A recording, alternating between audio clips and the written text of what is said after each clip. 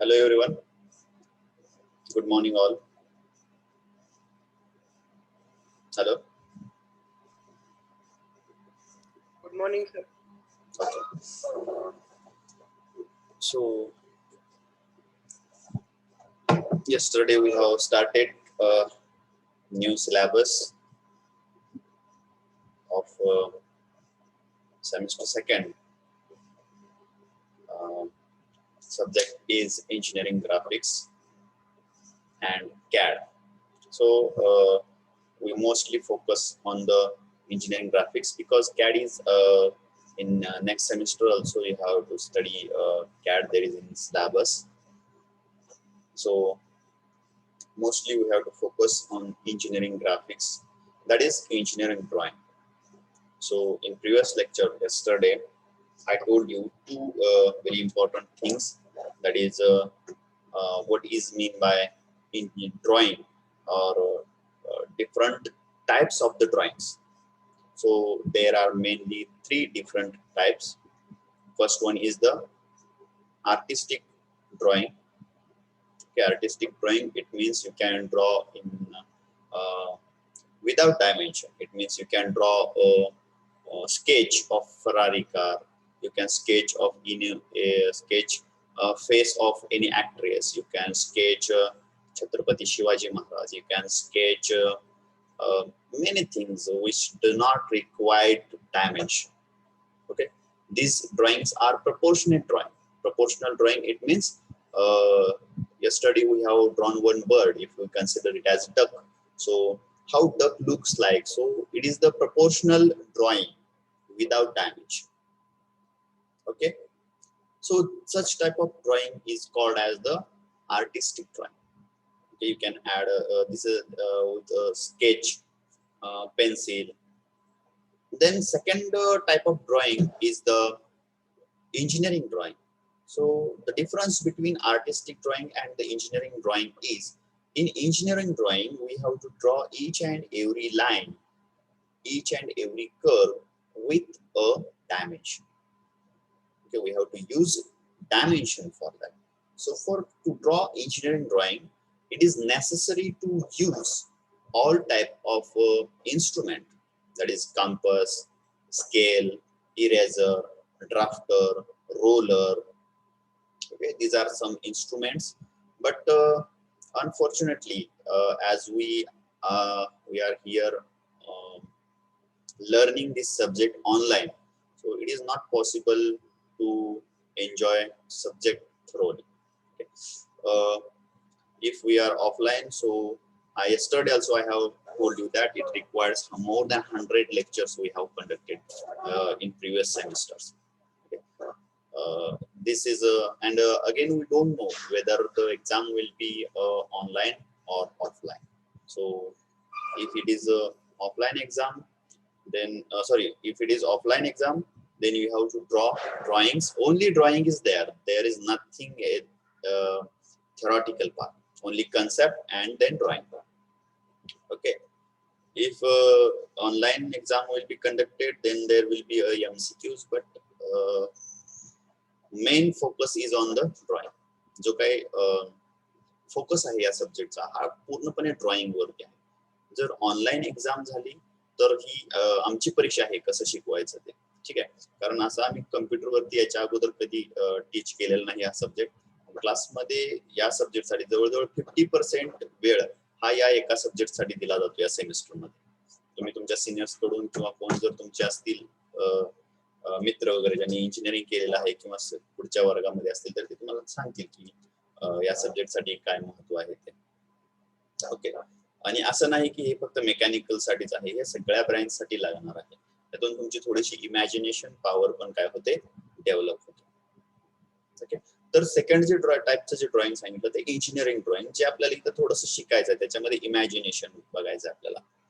त्याच्यानंतर थर्ड जे आहे ते सॉफ्टवेअर किंवा कॅड ड्रॉइंग म्हणतो आपण त्याला.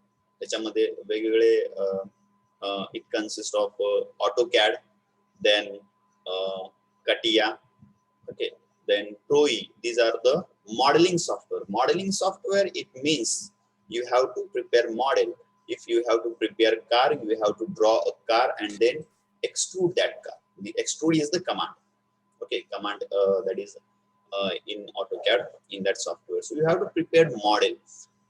There is one more option in CAD. You can animate that model also.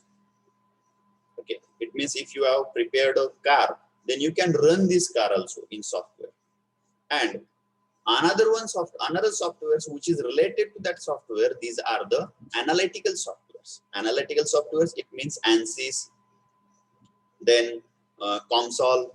Okay, these are some softwares where you can analyze that whether the running car is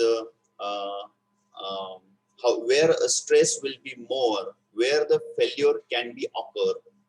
Okay, so this is another type of drawing. तिसऱ्या प्रकारचं जे drawing मी सांगितलं तुम्हाला, तर ते असं drawing होतं की ते कॅड सॉफ्टवेअर मध्ये, म्हणजे आपण पीसीचा यूज करून, कम्प्युटरचा यूज करून ते ड्रॉइंग काढू शकतो. ओके. तर ते काढत असताना त्याच्यामध्ये कमांड्सचा यूज करतो आपण. पहिल्यांदा ड्रॉइंग काढतो आपण, जशी आपण पेन्सिलने काढतो तशी तिथं कमांड्स आहेत. लाईन कमांड आहे, कर्व घेण्यासाठी कमांड्स आहेत, ड्रॉइंग साठी कमांड्स आहेत, आणि त्याच्यानंतर त्याचं 3D मॉडेलिंग करता येतं आपल्याला. ओके, म्हणजे त्याचं 3 डायमेन्शनल करता येतं, ड्रॉइंग काढता येतं. आणि ते त्याच्यावरती थोडंसं आपण ॲनिमेशन वगैरे अशी काही त्याच्यामध्ये फीचर्स आहेत. त्याचबरोबर त्याला जोडून दुसरे सॉफ्टवेअर्स आहेत, अनालिटिकल सॉफ्टवेअर. त्याच्यामध्ये आपण अनालिसिस करू शकतो की स्ट्रेस फोर्स कुठं कुठं ऍक्ट होत आहे, किंवा आपण फोर्स अप्लाय केल्यानंतर बाबा या ठिकाणी फोर्स एवढ्या कंडिशनला गाडी रन होते, तर त्याच्यामध्ये कोणत्या ठिकाणी स्ट्रेसेस डेव्हलप होऊ शकतात, कोणत्या पार्ट वरती जास्त स्ट्रेसेस डेव्हलप होऊ शकतात. ओके, तर हे आपण ऍक्च्युअल मॅन्युफॅक्चरिंग करण्याच्या अगोदर हे आपण त्याच्यामध्ये बघू शकतो. पण हे सगळं करण्याच्या अगोदर आपल्याला हे इंजिनिअरिंग ग्राफिक्स आणि ह्याच्या पुढचा एक सब्जेक्ट आहे मशीन डिझाईन, मशीन ड्रॉइंग, हे 2 सब्जेक्ट आपल्याला आले पाहिजे. तरच आपल्याला हे पुढचे जे ऑटोकॅड वगैरे आहे ते आपल्याला शिकता येऊ शकते. Then next point we have studied what is the need of that subject in engineering. या सब्जेक्टची इंजिनिअरिंग मध्ये काय गरज ऍक्च्युअली, कुठं याचा वापर होतो. It is very important because engineering is the technical field where you must know where to use that subject. तुम्हाला ऍप्लिकेशन प्रत्येक गोष्टीचे माहित असले, बाबा हा सब्जेक्ट आपण शिकतोय याचा वापर कुठं आहे, काय वापर करता येतो याचा, हे याच्यावरती आपण थोडंसं फोकस दिला पाहिजे. ठीक आहे. तर काल मी सांगितलं होतं की हा सब्जेक्ट ज्या वेळेला एखाद्या इंजिनियरच्या डोक्यामध्ये वेगवेगळ्या क्रिएटिव्हिटी इंजिनियर्स करत असतो. आपण बघितलं, मी काल पिस्तलचं एक उदाहरण दिलं, तसं वेगवेगळे जर आपण बघितलं तर पूर्वी माणसं चालत जायची, त्याच्यानंतर कोणाच्या तरी डोक्यात आले की बैलगाडी, बैलांचा वापर करून बैलगाडी तयार केली. परत कोणाच्या तरी लक्षात आलं की सायकलवरती असे पॅडल तयार करावे. मग हे कोणाच्या एखादी सायकल किंवा एखादी व्हेइकल ही पहिल्या सुरुवातीला कोणाच्या तरी डोक्यामध्ये रन होते. एखादी गोष्ट, एखादं इंजिन, फॅन आहे फॉर एक्झाम्पल, गरम होत आहे. ओके, मग पहिल्या सुरुवातीला काय करत होते, फॅनची कन्सेप्ट नव्हती, हाताने वारा घ्यायचा. तुम्ही पाठीमागे बघितलं असेल, हाताने असा वारा घ्यायचा, एक छापडे असायचे अशी, आणि अशा हाताने वारा घ्यायचा. मग हाताने वारा घ्यायचं, याला लिमिटेशन्स आहेत. मग ते लिमिटेशन्स ओव्हरकम करण्यामध्ये कोणाच्या तरी डोक्यामध्ये आला असं की फॅन तयार करावा. असा केल्यानंतर फॅन आपल्याला ऑटोमॅटिक एअर मिळेल. मग तशा प्रकारे तो जो फॅन आहे तो पहिल्यांदा कोणाच्या तरी डोक्यामध्ये रन झाला. याला क्रिएटिव्हिटी म्हणतो आपण. ओके, मग असे वेगवेगळे उदाहरण आहेत. तर मग त्याच्यामध्ये रॉकेट्स आहेत, मिसाइल्स आहेत, ऑटोमोबाईल्स आहेत, रेल्वे आहे, कित्येक उदाहरण आहेत, विमान आहे आपलं. ओके, तर या सगळ्या गोष्टी कोणाच्या तरी डोक्यामध्ये अगोदर रन झाल्या. परंतु मी असं सांगितलं काल तुम्हाला की ही जरी डोक्यामध्ये रन झाली तर ते ऍक्च्युअल मध्ये रन करणं आणि डोक्यामध्ये रन करणं याच्यामध्ये फरक आहे, अंतर आहे. ओके, डोक्यामध्ये जे रन झालेलं आहे ते ऍक्च्युअल मध्ये रन करण्यासाठी काही गोष्टींची आवश्यकता असते.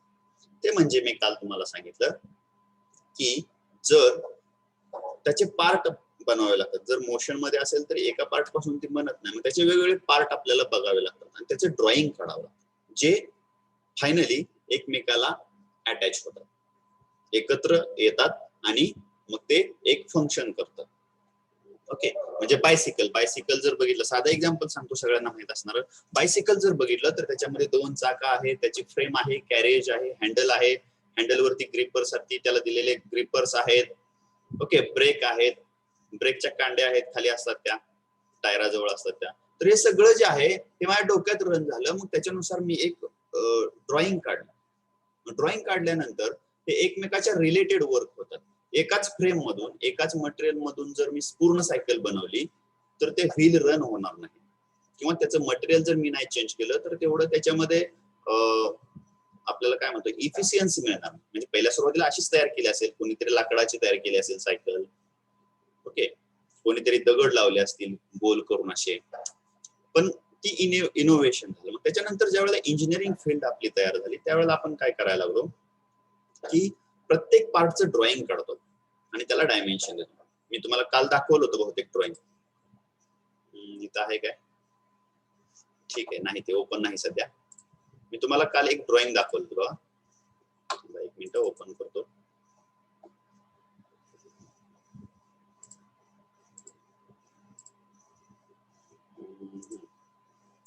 हे थोडस क्रिटिकल ड्रॉइंग आहे, पण अशा प्रकारचं प्रत्येक पार्टचा आपण ड्रॉइंग काढतो आणि त्या ड्रॉइंगला डायमेन्शन देतो.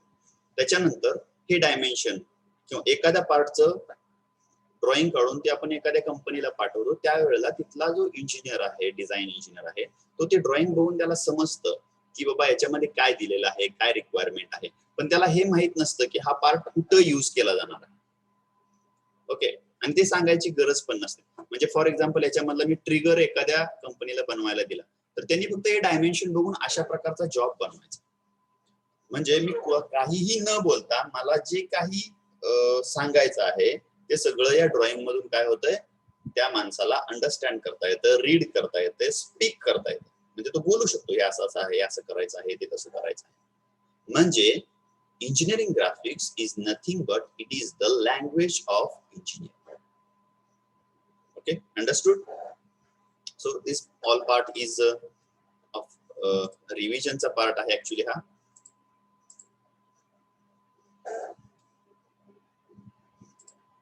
So this part is related to revision. Okay, हे इथपर्यंत आपण काल बघितलं होतं की बाबा इंजिनिअरिंग ग्राफिक्स म्हणजे नेमकं काय आहे, बाकीच्या ड्रॉइंग मध्ये आणि याच्यामध्ये काय फरक आहे. त्याच्यानंतर आपण असं बघितलं की याची गरज काय आहे. ठीक आहे, इथपर्यंत सफिशियंट आहे, समजलं सगळ्यांना? Yes sir. Okay, now we will proceed for the syllabus. Okay, आता आपण सिलेबस कडे जाऊ, हळूहळू सिलेबस लिहून घेऊ आणि मग त्याच्यानंतर स्टेप बाय स्टेप जाऊ. पहिला चॅप्टर तुमच्यासाठी खूप महत्वाचा आहे, तो तुम्हाला समजला पाहिजे. त्याच्यामध्ये काही कन्सेप्ट आहेत ज्या तुम्ही याच्या अगोदर कधी बघितलेल्या नाहीत, म्हणजे 12वी पर्यंत तुम्हाला कुठे ह्या झालेल्या नाहीत. Okay, 62 participants are there. आपली स्ट्रेंथ 71 71 स्ट्रेंथ आहे, याचा अर्थ 9 विद्यार्थी अब्सेंट आहेत. So take care of that. कारण मी जास्त कॉल करत बसणार नाही. मी जर तुम्हाला एखादा विद्यार्थी कंटिन्युअसली अब्सेंट वाटला तर मी त्याला याच्यामधून काढून टाकणार. तुम्हाला जर परत जॉईन व्हायचं असेल तर तुम्हाला इथं येऊन ऍप्लिकेशन द्यावं लागेल. ठीक आहे. कारण फोन करणं आणि वेळ घालवणं त्याच्यापेक्षा आपण चांगलं काहीतरी करण्यावरती फोकस करूया. तुम्ही कसं अटेंड करायचं, काय करायचं हा तुमचा प्रश्न आहे. कारण तुम्ही कॉलेजमध्ये नाहीत. तुम्ही जर कॉलेजमध्ये असतात आणि मी जर तुम्हाला क्लासमध्ये शिकवत असतो तर आपले रिलेशन चांगलेच मेंटेन झाले असते आणि तुमच्याकडे मला लक्ष पण देता आलं असतं. तुम्हाला येतंय नाही येतंय, मी प्रत्येकाच्या नोटबुक मध्ये जाऊन बघत असतो तुम्ही काय काढलेलं आहे, कसं काढलेलं आहे. कारण त्याच्याशिवाय हे ड्रॉइंग जे आहे ते व्यवस्थित काढता येत नाही. कोण डार्क लाईन काढतोय, कोण एखादी फेंट लाईन काढतात, ॲरो कसे काढायचे, इथं पासून सगळं घेतलं जातं. एवढे लेक्चर्स लागतात म्हणजे फक्त सिलेबस कव्हर करत नाही, तर त्याच्यामध्ये त्याला पूर्ण परफेक्ट ड्रॉइंग काढता आलं पाहिजे, त्याला समजलं पाहिजे आणि त्याचं ड्रॉइंग हे बाकीच्या स्टुडंट्स पेक्षा चांगलं ड्रॉइंग आलं पाहिजे, याच्यावरती फोकस केला जातो. ठीक आहे. तर तो ऑप्शन आता इथं अवेलेबल नाही. म्हणजे मी तुम्हाला पर्सनली पर्सन टू पर्सन किंवा स्टुडंट टू स्टुडंट असं मी लक्ष देऊ शकत नाही. पण तुम्ही एक गोष्ट करा, तुम्हाला जर समजा खरंच जेन्युइन रिझन असेल तर तुम्ही मला मेसेज करा. व्हॉट्सअपचा नंबर आहे सगळ्यांकडे? No sir. ओके.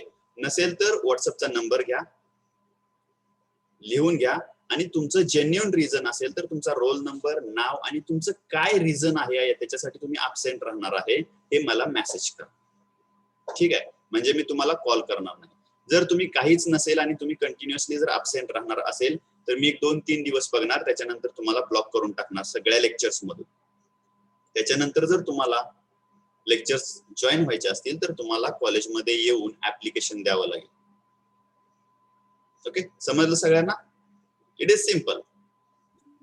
कारण प्रत्येक वेळी 5-7 स्टुडंट अब्सेंट राहणार, त्यांना फोन लावायचे, त्यांनी त्यांची कारण सांगायची. कारण पण ठरलेलीच आहे तुमची, त्यात काय वेगळं नाही. नेटवर्क इश्यू आहे सर, मोबाईलचा प्रॉब्लेम आहे सर, हे आहे. कारण ठरलेले आहेत, आम्हाला माहित आहे सगळं.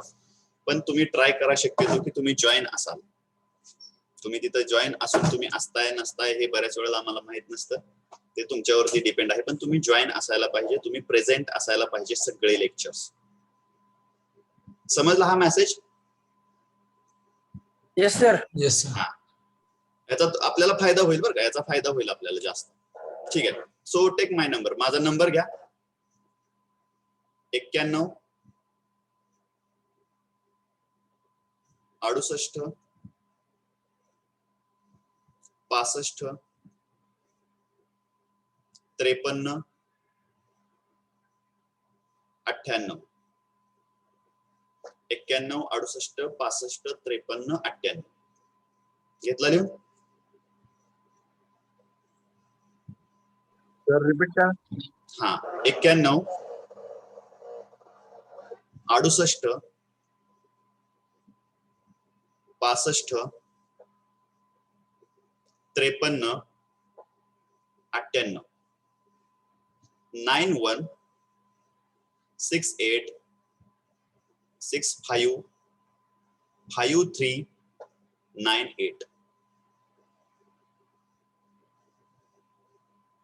ठीक आहे. जर तुम्ही मला तुमचं जे काही रिझन असेल, तुमचा रोल नंबर, नाव आणि जे काही व्हॅलिड रिझन आहे ते टाकून मला मेसेज केला की मी तुम्हाला कॉल करणार नाही. ठीक आहे. It is as simple. खूप सोपं आहे हे. ठीक आहे. So we will proceed for syllabus. Before that मी तुम्हाला सांगतो की याच्यासाठी काय काय इन्स्ट्रुमेंट लागतात. सध्या लॉकडाऊन मध्ये तुम्हाला शक्य नाही सगळे इन्स्ट्रुमेंट मिळतील किंवा नाही हे सांगू शकत नाही मी. पण पहिली जी लागते ती म्हणजे ड्रॉइंग नोटबुक लागते. ओके. ती A1 साईज असते जवळजवळ, किंवा म्हणजे मोठी असते. थोडक्यात आपली जी चित्रकलेची वही तुम्ही बघितली त्याच्यापेक्षा थोडीशी मोठी नोटबुक असते इंजिनिअरिंग ड्रॉइंगची. सध्या जर मिळत नसेल तर साधी चित्रकलेची वही जी तुम्ही 12वी पर्यंत वापरत होता ती वापरली तरी चालते. ठीक आहे. तुम्हाला आपली लाइनिंग, ज्या लाईनची जी वही असते ती वापरायची नाही. त्याच्यानंतर पेन्सिल जी वापरायची आहे तुम्हाला ओके, पेन्सिल जी वापरायची आहे ती एच ची पेन्सिल वापरायची आहे. कोणती पेन्सिल वापरायची आहे? एच. हा, ज्याची ग्रेड काय पाहिजे? Grade H. हा, तुम्हाला सध्या मिळत नसेल तर सध्या तुम्ही HB वापरा, पण ज्या वेळेला सगळं चालू होईल त्यावेळेला तुम्ही एच ग्रेडची पेन्सिल वापरायची आहे. त्याच्यानंतर इरेजर हा चांगल्या क्वालिटीचा वापरायचा आहे. इरेजर कसा वापरायचा आहे? चांगल्या क्वालिटीचा. क्वालिटीचा चांगल्या म्हणजे तुम्हाला सांगतो मी, काही इरेजर असे आहेत जे इरेज केल्यानंतर तिथं कोणत्याही प्रकारची ब्लॅक शेड ठेवत नाही, आणि काही इरेजर असे आहेत जे असे पूर्वी होते बघा दगडासारखे असे आहेत, जे इरेज केलं की ती पेन्सिलचा जो ब्लॅक शेड आहे ती तिथंच पेज वरती ब्लॅक करते, त्याच्यामुळे आपलं ड्रॉइंग पूर्ण खराब होतं. ओके, ड्रॉइंग काय होतं, जसं पुढे जाईल तसं तुम्हाला पाठीमागच्या मुलांनी काढलेलं ड्रॉइंग पण थोडेफार मी दाखवण्याचा प्रयत्न करेन, त्याच्यावरून तुमच्या लक्षात येईल की आपलं ड्रॉइंग कसं आहे, याच्यासारखं आहे का, तुम्ही मॅच करू शकता. ठीक आहे, तर इरेजर वापरताना तो जो दगडासारखा असतो, म्हणजे पूर्वी एक साबण असायचा बघा, तुम्हाला माहित आहे का नाही काय माहित, लाईफबॉय एक साबण होता रेड कलरचा. ओके, असा मोठा ठोकळा असायचा, किती पण दिवस वापरा, पूर्ण घरात एक 10 माणसं असली ना तरी 2-3 महिने वापरला तरी संपत नव्हता. ओके, फक्त दगडासारखा तो साबण. तसला असलेला इरेजर घ्यायचा नाही, इरेजर चांगल्या क्वालिटीचा वापरायचा, जेणेकरून ज्या वेळेला आपण पेन्सिलने काढलेली ड्रॉइंग इरेज करतो तर त्या ठिकाणी ब्लॅक शेड राहिला नाही पाहिजे. तिसरी गोष्ट आहे ती म्हणजे ड्राफ्टर. आता हा जो ड्राफ्टर आहे तो तुम्हाला अवेलेबल होणार नाही, कारण हो आपल्या कॉलेजचं जे किट असतं त्याच्यामध्ये तो मिळतो, दुकानामध्ये पण मिळतो, पण तुम्ही सध्या याच्या हा ड्राफ्टर घेण्याच्या भानगडीत पडू नका सध्या. ठीक आहे, याची गरज नाही, कारण याला ड्रॉइंग टेबल लागतो. याच्या बरोबरच काय असतो? Drawing table.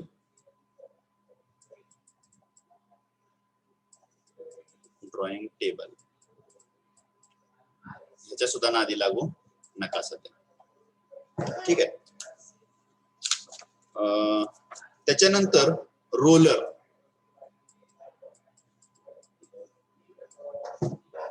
रोलर जो आहे तो तुमच्या ड्राफ्टरचं सगळं काम करेल. ओके, रोलर जो आहे तो ड्राफ्टरचं काय करतो? सर्व काम करतो. त्याच्यामुळे रोलर जर मिळाला, हा जर रोलर तुम्हाला मिळाला तर तुमचे बरेचसे लाईन काढण्याचे जे प्रॉब्लेम्स आहेत ते इथं संपून जातात.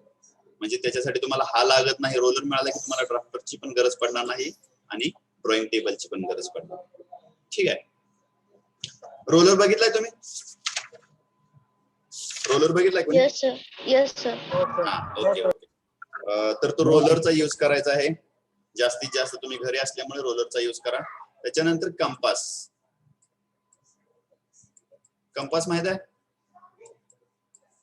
कंपास आपल्या साधी कंपास पेटी आहे त्याच्यामध्ये पण कंपास असतं आपल्या. ठीक आहे, फक्त ते कंपास असं असावं की आपण माप घेतल्यानंतर, म्हणजे सर्कलचं रेडियस आपण 10चं रेडियस घेतलं असेल, ते पूर्ण सर्कल करेपर्यंत त्याचं रेडियस 10च राहायला पाहिजे. ठीक आहे, काही कंपास असे आहेत की काढता काढता त्याची रेडियस वाढत जाते, म्हणजे ते लूज झालेले आहे. ठीक आहे, तर ते व्यवस्थित कंपास असावे जेणेकरून आपलं ड्रॉइंग चांगलं येईल. आपलं नसलं तर आपल्या भावाचं, बहिणीचं, मित्राचं, कोणाचं असेल ते चांगलं घ्या. ठीक आहे, त्याच्यानंतर प्रोट्रॅक्टर. प्रोट्रॅक्टर माहिती आहे तुम्हाला? Yes sir. प्रोट्रॅक्टर 2 प्रकारचे आहेत, एक म्हणजे हाफ प्रोट्रॅक्टर आहे आणि दुसरा आहे तो फुल आहे. ह्या प्रोट्रॅक्टरचा वापर कशासाठी होतो?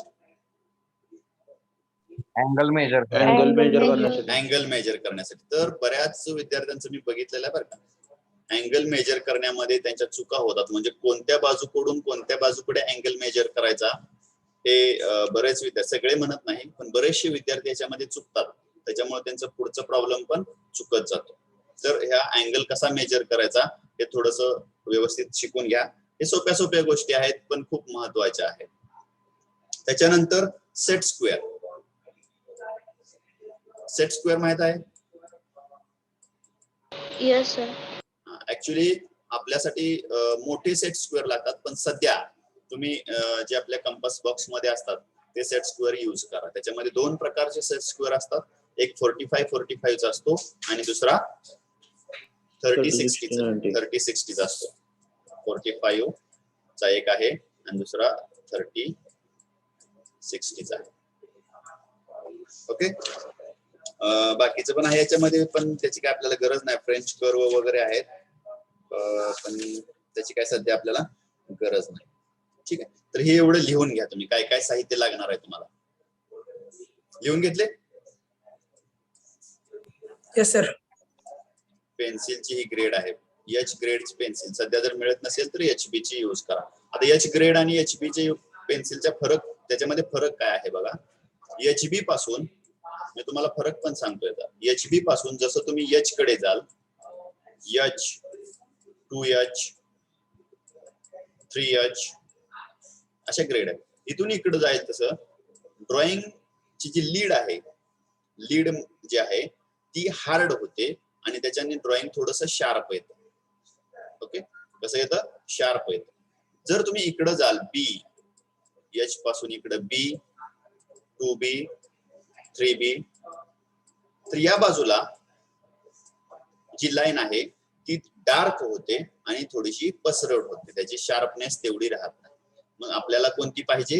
याच्यामध्ये H ही जी पेन्सिल आहे ती पेन्सिल आपल्याला यूज करायची आहे, पण सध्या HB तुम्ही यूज करू शकता.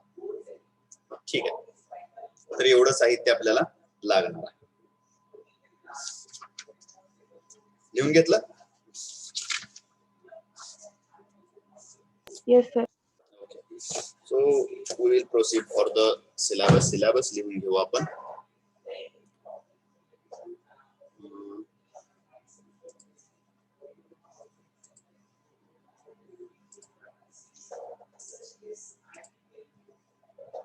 विजिबल आहे syllabus? Yes, sir. Yes, sir. त्याच्यामध्ये सब्जेक्टचं नाव लिहून घ्या. सब्जेक्टचं नाव आहे engineering graphics and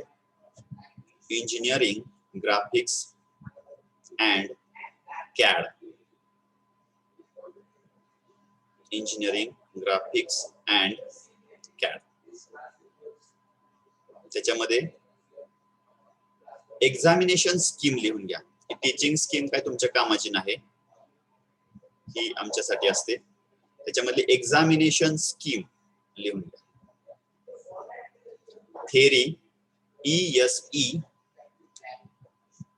70 mark. ESE म्हणजे End sem exam. End semester exam. Correct, end semester exam 70 marks. दुसरं ISE म्हणजे इन सेमिस्टर एक्झाम 30 मार्क्स. या 30 मार्क्सचं पण तुम्हाला माहित आहे 3 एक्झाम घेतल्या जातात. 30 मार्क्सच्या त्यातले जे 2 बेस्ट आहेत त्याचं ऍव्हरेज कन्सिडर केलं जातं. ज्या 2ला जास्त मार्क पडलेत ते कन्सिडर केलं जातं. शक्यतो फेल होऊ नका किंवा अब्सेंट राहू नका, नाहीतर तुमचं सगळं तिन्हीचं कॅल्क्युलेट करून परत तुमचं ऍव्हरेज कमी येईल ISE चं. आणि ICA म्हणजे internal continuous assessment. For that 50 marks are there. 50 mark आहेत. या 50 मार्कामध्ये मी काय चेक करतो याच्या अगोदर, जे तुमची नोटबुक रेग्युलर आहे वर्गामध्ये काढलेली ती, त्याच्यानंतर असाइनमेंट, आणि प्रत्येक चॅप्टर वरती मी एक शीट देत होतो जी कंपनीमध्ये ऍक्च्युअली काढतात, अशी शीट देत होतो. ह्या शीटचा एक बंडल असे मिळून आपण हे 50 मार्क प्रोव्हाइड करत होतो. ठीक आहे, आता याच्यामध्ये कसं कसं होतंय बघू आपण, काय काय होईल तसं पुढे. त्याला थोडासा वेळ आहे अजून. देन हे course outcome, draw projectional line engineering applications, हे पण काही गरज नाही, डायरेक्ट याच्यावरती या. Unit number 1 projections of lines. projections of lines. In that 1.1, 1.1,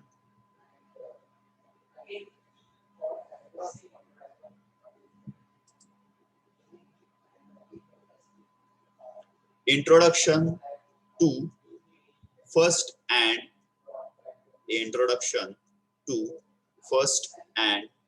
third angle method of projection. सगळ्यांनी लिहून घ्या. स्क्रीनशॉट काढतो परत लिहितो असं करू नका. आपण त्याच्यासाठी वेळ देतोय सध्या, कारण बऱ्याच वेळा स्क्रीनशॉट काढले जातात आणि ती परत राहून जातात लिहायचे. मी तुम्हाला म्हणणार नाही सब्जेक्ट खूप महत्वाचा आहे. मी स्वतः सांगतो बीएमई पेक्षा हा सब्जेक्ट महत्वाचा आहे. मी स्वतः बीएमई शिकवलेला आहे, बाकी सब्जेक्टचं मी सांगत नाही, पण बीएमई पेक्षा हा महत्वाचा आहे. कारण हा सब्जेक्ट तुम्ही स्वतः जर ऑफलाईन द्यायचं म्हटलं तर तुम्ही स्वतः जर बीएमई तुम्ही स्वतः पास होऊ शकता. बीएमई वाचू शकता, त्याच्यातून समजावून घेऊ शकता आणि पास होऊ शकता. पण हा सब्जेक्ट जो आहे हा कन्सेप्च्युअल सब्जेक्ट आहे. हा तुम्हाला समजलाच पाहिजे. ठीक आहे, तरच तुम्ही याच्यावरचे प्रॉब्लेम सॉल्व्ह करू शकता. याच्यामध्ये एकही थेरी क्वेश्चन नसतो, सगळे प्रॉब्लेम असतात आणि सगळे ड्रॉइंगच असतात. आणि ते हत्ती घोडा काढणं एवढं सोपं नसतं. हत्ती घोडा तरी काढणं कुठं सोपं आहे म्हणा. आपण घोडा काढला की त्याचा कुत्रा होतो, कुत्रा काढला की त्याचं मांजर होतं. आपल्याला सांगावं लागतं ते काय काढलं. Okay, 1.1 introduction to first and third angle method of projection. अरे टायमिंग संपत आलं. Method of projection.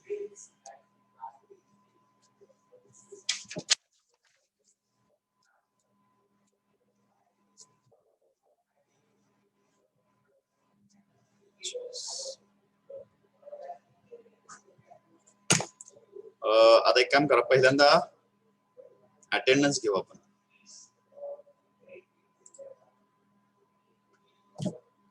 ठीक आहे, roll number 1. Yes. Yes, sir. 2, Yes, sir. 3, Yes, sir. 4, Present, sir. 5,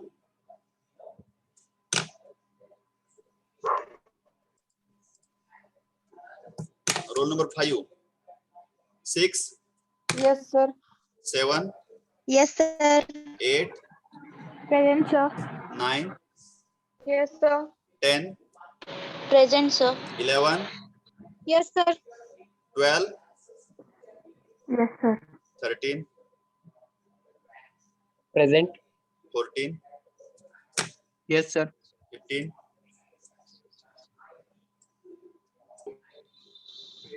15 absent, 16, 16, you are there. Present. Present, sir. Present. Okay, 17, Yes, sir. 18, Yes, sir. 19, Yes, sir. 20, Present, sir. 21, Yes, sir. 22, Yes, sir. 23, Present, sir. 24, Yes, sir. 25, Yes, sir. 26, Yes, sir. 27, Yes, sir.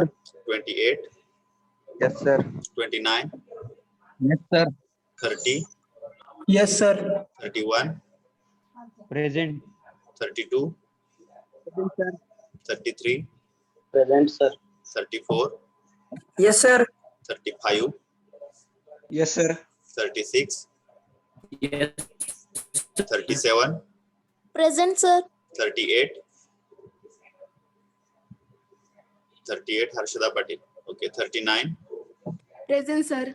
40, Yes, sir. 41, Yes, sir. 42, Present, sir. 43,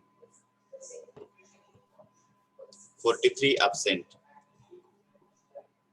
44, Yes, sir. 45, Yes, sir. 46, Yes, sir. 47, Present, sir. 48, Present, sir. 49, 49 absent, 50, Yes, sir. 51. Okay, Amal Kore. 52. Yes, sir. 53. Yes, sir. 54. Yes, sir. 55. Present, sir. 56. Present. 57. Yes, sir. 58. Yes, sir.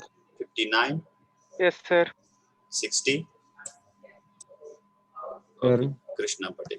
61. Present, sir. 62. Yes, sir. 63.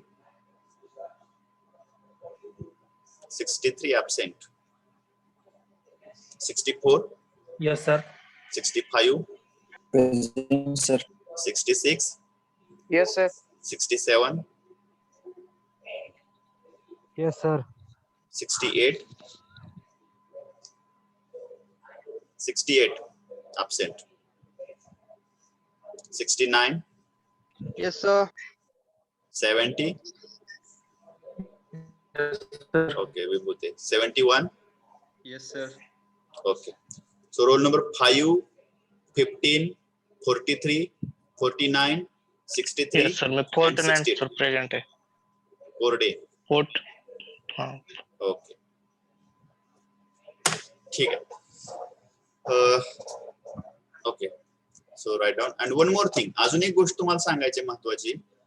तुम्हाला जी link दिलेली आहे ही तुमच्या class पुरतीच मर्यादित राहिली पाहिजे. ही link दुसऱ्या कोणत्या क्लासच्या मुलांकडे किंवा दुसऱ्या मुलांकडे गेली नाही पाहिजे. ही तुमची जबाबदारी आहे. ओके. त्या मुलांकडून जर आम्हाला कळालं परत की ही लिंक अशा विद्यार्थ्यांनी दिलेली आहे तर यू विल बी सफर. आणि दुसरी गोष्ट काय होईल, दुसऱ्या विद्यार्थ्यांना दिल्यानंतर कुठं जर तुम्ही लिंक दिली तर ते विनाकारण इथं डिस्टर्ब करते. तर साधे आपण आता मॅच्युअर आहे, आपल्याला समजलं पाहिजे कसं वागायचं, कसं करायचं, काय नाही करायचं. तर शक्यतो डिस्टर्ब होईल असं काही वागू नका. जास्तीत जास्त जेवढं घेता येईल तेवढं घ्या. एक तर ऑनलाईन आहे, मी तुम्हाला अगोदरच सांगितलंय. ऑनलाईन मध्ये थोडस तुम्हाला तर थोडासा त्याचा ड्रॉबॅक आहेच नाही म्हटलं तर. ओके. जे आता सेकंड इयरला गेलेले विद्यार्थी आहेत ते जसे ड्रॉइंग काढू शकतील तसे तुम्ही काढू शकालच, त्याबद्दल मला शंका आहे. ठीक आहे. म्हणून त्याच्यामुळं जेवढं शक्यतो जास्तीत जास्त हे होईल व्यवस्थित राहता येईल आपल्याला तेवढं राहावा. कोणाला लिंक शेअर करू नका तुमची. ठीक आहे. जी लिंक आहे ती कंटिन्युअसली तुम्हीच वापरा, कोणाला देऊ नका. समजलं? दुसरा मेसेज एक महत्वाचा.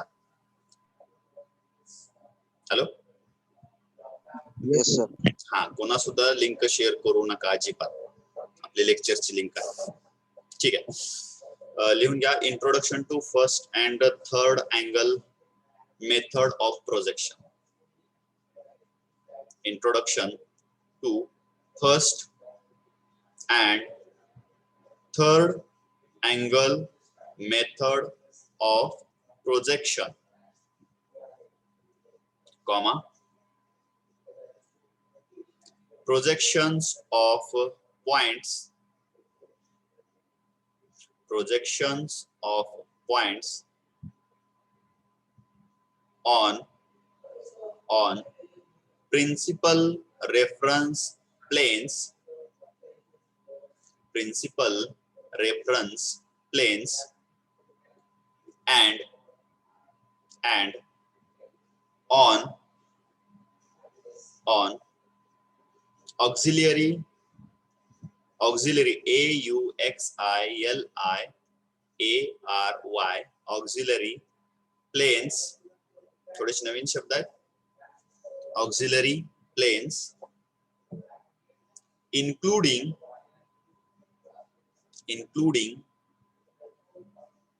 coordinate system of points,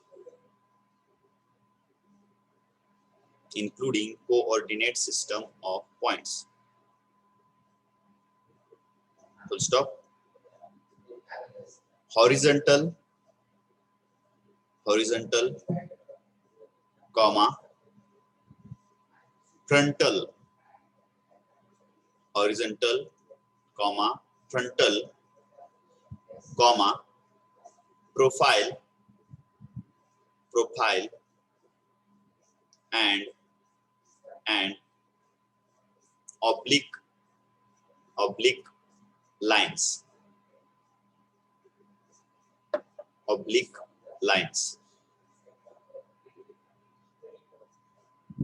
comma, true length of line. True length of line. Full stop.